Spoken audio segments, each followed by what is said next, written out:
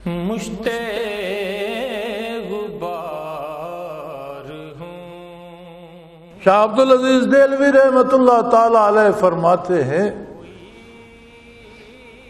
کہ میں بیٹھا تھا، کچھ جنات آ گئے۔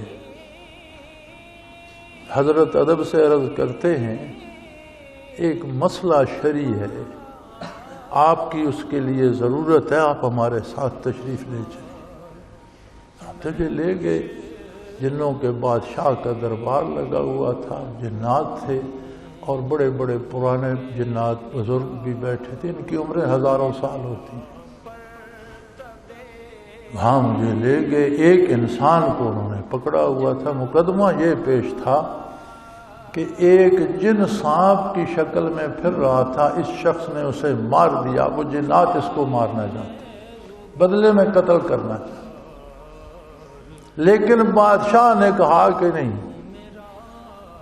شرعی مسئلہ بتاؤ، کیا شرعاً یہ واجب القتل ہے؟ کس سے پوچھیں؟ ہم نے حضرت آپ کو اس لیے تکلیف دی۔ شاہ صاحب فرماتے ہیں میں نے یہ فرمایا کہ مدینہ منورہ میں حضور کا ایک صحابی گھر تشریف لایا، مسلح تھا، کہیں جہاد سے آیا، گھر گیا تو دیکھا بیوی گلی میں کھڑی ہے، ہاتھ میں نیزہ تھا، نیزہ سونتا بیوی کو ڈرایا تو اس نے کہا مجھے مت ماری، اندر دیکھے تو صحیح۔ تو سیر میں انہوں نے دیکھا تو بہت بڑا سانپ پھن پھیلائے اس طرح کر رہا تھا، انہوں نے نیزہ اس پر پھینکا، وہ مر گیا۔ جنات نے فوراً اس صحابی کو شہید کر دیا،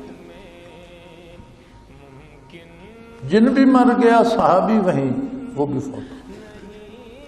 صحابہ کرام ان کا وجود اٹھا کر حضور کی خدمت میں لے گئے، یا رسول اللہ یہ واقعہ ہوا ہے۔ آپ نے فرمایا وہ سانپ جن تھا، انہوں نے اسے قتل کیا، جنوں نے انہیں شہید کر دیا۔ پھر حضور نے فرمایا، عرض کی کہ یا رسول اللہ دعا کریں یہ زندہ ہو جائے۔ فرمایا اب یہ شہید ہے، اپنی منزل کو پہنچ گیا، اگر تم چاہتے ہو کہ یہ پھر دار ابتلا میں تو میں دعا کر دیتا ہوں یہ زندہ ہو جائے گا۔ سب اس کی یا رسول اللہ جب اپنی منزل پہ پہنچ گیا، جنت میں پہنچ گیا، شہادت پہ پہنچ گیا، اب اسے وہاں رہنے دیں۔ تو حضور نے فرمایا تھا کہ کوئی جن سانپ کی شکل میں نظر آئے تو کوئی پرواہ نہیں، اسے قتل کر دیا جائے، اور جنوں کو حکم دیا تھا کہ موذی جانوروں کی شکلیں بنا کر انسانی آبادیوں میں مت آیا کرو، اور اگر کوئی سانپ بچھو یا کسی، بلکہ حکم ہے کہ نماز پڑھ رہے ہو اگر سانپ اور بچھو نظر آتا ہے تو نماز توڑ کر پہلے اسے مارو، پھر نماز دوبارہ مکمل کرو۔ فرماتے جب میں نے یہ حدیث سنائی تو ایک بوڑھے سے جن نے اپنے پپوٹے اس طرح اٹھائے، اس کی آنکھیں بند تھیں، پلکیں اٹھ نہیں سکتی تھی، اس نے اس طرح اٹھا کر مجھے دیکھا اور کہنے لگا سبحان اللہ، کیا بات یاد دلا دی، میں اس وقت مدینہ منورہ میں موجود تھا، یہ واقعہ میرے سامنے ہوا۔ تو شاہ صاحب فرماتے تھے میں تابعی ہوں، میں نے جن صحیح لیکن ایک صحابی کو تو دیکھا ہے۔ شاہ صاحب بڑے فخر سے لکھتے ہیں میں تابعی ہوں۔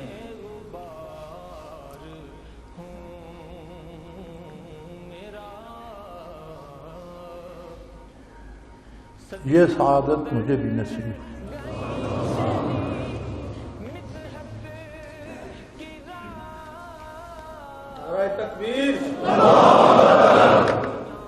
جن حضور پر پہلے ایمان لائے تھے اور جن کا سورہ جن میں اور ایک دوسری صورت میں بھی تذکرہ ہے کہ انہوں نے قرآن سنا اور واپس جا کر اپنی قوم کو تبلیغ کی اور بتایا، ان جنوں کی اولاد کو سید کہتے ہیں۔ جنوں میں بھی سید ہیں، لیکن ہم تو حضور صلی اللہ علیہ وسلم کی ذاتی اولاد کو سید مانتے ہیں، اور ان جنوں کی اولاد کو اپنا سردار مانتے ہیں، اور وہ بھی سید کہلاتے ہیں۔ تو ایک شاہ صاحب بزرگ صحابی کشمیر کی پہاڑیوں میں نیپال کے قریب ان کا مسکن تھا، اب وہ دنیا سے وصال فرما چکے ہیں، کافی دیر ہو گئی۔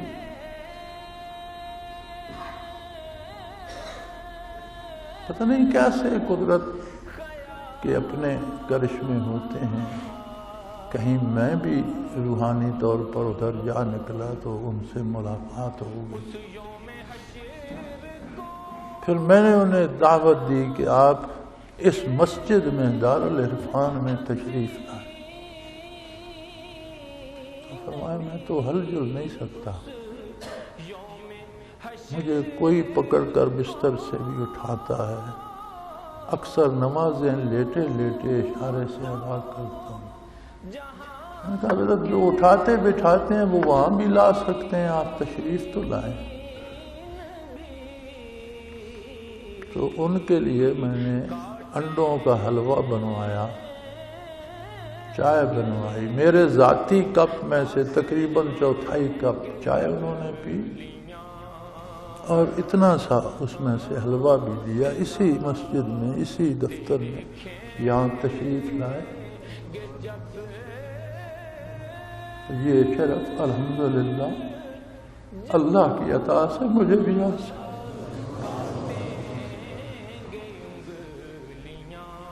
یہ اس لیے نہیں کہ میں کوئی بڑا آدمی ہو گیا ہوں، اس لیے کہ یہ چیزیں روز حشر کام آنے والی ہیں.